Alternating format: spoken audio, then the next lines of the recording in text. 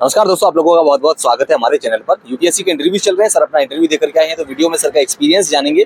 किस तरह का इंटरव्यू था, किस तरह की तैयारी उन्होंने करी, स्ट्रेटजी वगैरह क्या थी।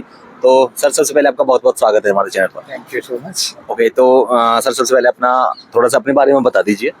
मेरा नाम अंकित है, मैं छत्तीसगढ़ से हूँ और ये मेरा तीसरा अटेम्प्ट था, पहला मेंस और पहला इंटरव्यू। मीडियम कौन सा है सर? मेरा इंग्लिश मीडियम है और ऑप्शनल सोशियोलॉजी है। अच्छा, ऑप्शनल सोशियोलॉजी। थोड़ा सा एजुकेशन बैकग्राउंड और बताइए। मैंने बीटेक किया हुआ है छत्तीसगढ़ से, अच्छा, इंजीनियरिंग इलेक्ट्रिकल एंड इलेक्ट्रॉनिक्स में। ओके, तो किस सवाल से शुरुआत हुई इंटरव्यू की? मैं तो बस्तर से बिलोंग करता हूँ, तो मेरा नक्सलिज्म पे एक क्वेश्चन था और दूसरा क्वेश्चन इंटरनेशनल रिलेशन पे था, इंडिया, चाइना, रशिया और यूएसए पे। बक्सर से हो आप, और नक्सलिज्म से किस तरह का सवाल था? यही कि क्या स्टेटस है, गवर्नमेंट को क्या करना चाहिए, यही सब था। ओके, इस सब के अलावा और कोई सवाल आपको, जैसे कि अभी आप बता रहे हैं, और सवाल याद आ रहे हैं? और टूरिज्म पे था, टूरिज्म कैसे प्रमोट करना है इंडिया में।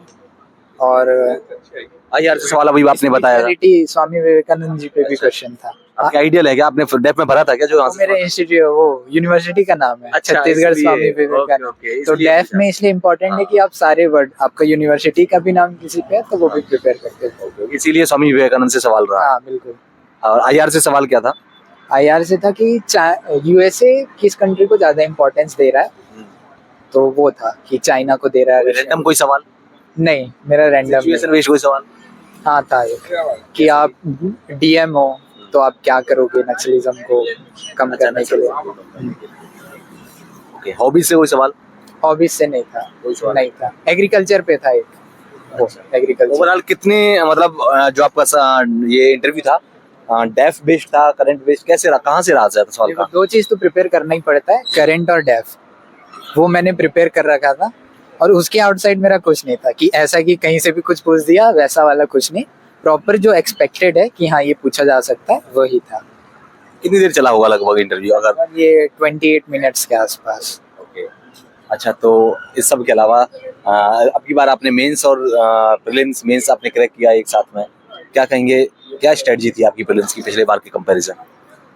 प्रीलिम्स में तो पीवाईक्यू देखना सबसे इम्पोर्टेंट है, उसके लैंग्वेज को पकड़ना कि वो लोग ऑप्शन कैसे फ्रेम करते हैं, डेलिबरेटली कई ऑप्शंस को वो गलत बनाते हैं। और सी सेट में तो वो भी रीडिंग कॉम्प्रिहेंशन, लोगों को लगता है कि जितना नया रीडिंग कॉम्प्रिहेंशन सॉल्व कर लो उतना अच्छा है, और मेरे ख्याल से तो पीवाईक्यू ही करो, क्योंकि वो एप्टीट्यूड डेवलप हो जाता है। Exactly. एक बार एप्टीट्यूड डेवलप हो गया तो फिर सी सेट नहीं रुकेगा। मेरा 50 मार्क्स वहीं से आ गए थे। बस पीवाईक्यू किस किया आपने? हाँ, बस पीवाईक्यूज की है आपने? हाँ, सी सेट के लिए पीवाईक्यू। अच्छा, किस तरह से ध्यान में रखना, क्या क्या चीजों का ध्यान में रखना चाहिए पीवाईक्यूज को करते टाइम, चाहे वो जीएस के हों या फिर सीसेट के हों?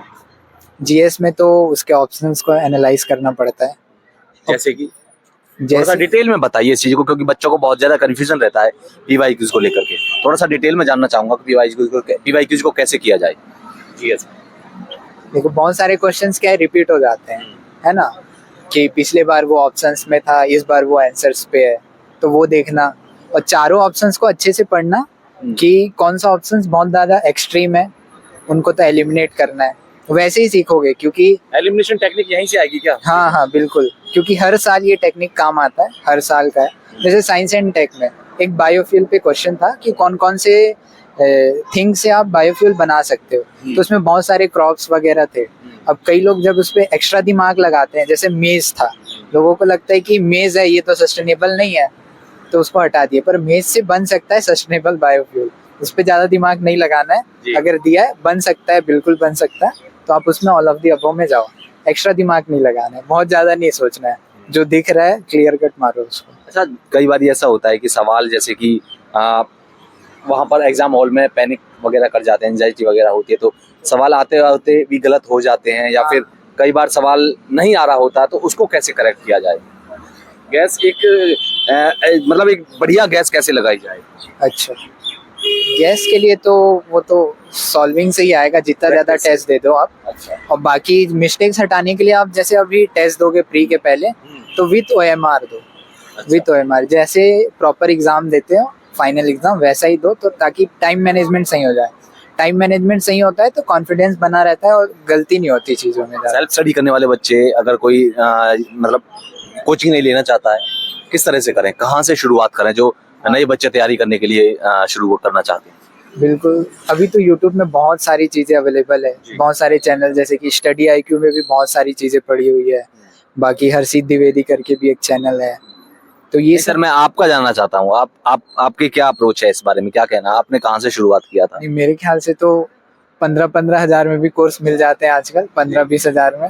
तो एक कोर्स ले ही लो, अच्छा, क्योंकि ना नहीं अगर मान लो कोर्स ले ले कोई, मैं वही कह रहा हूँ, सेल्फ स्टडी करना चाहता है बंदा घर बैठ करके, उसके पास उतने चीजें रिसोर्सेज है ही नहीं कि वो इतना अफोर्ड कर पाए, वो एकदम जीरो से शुरू करना चाहता है, कहाँ से कर?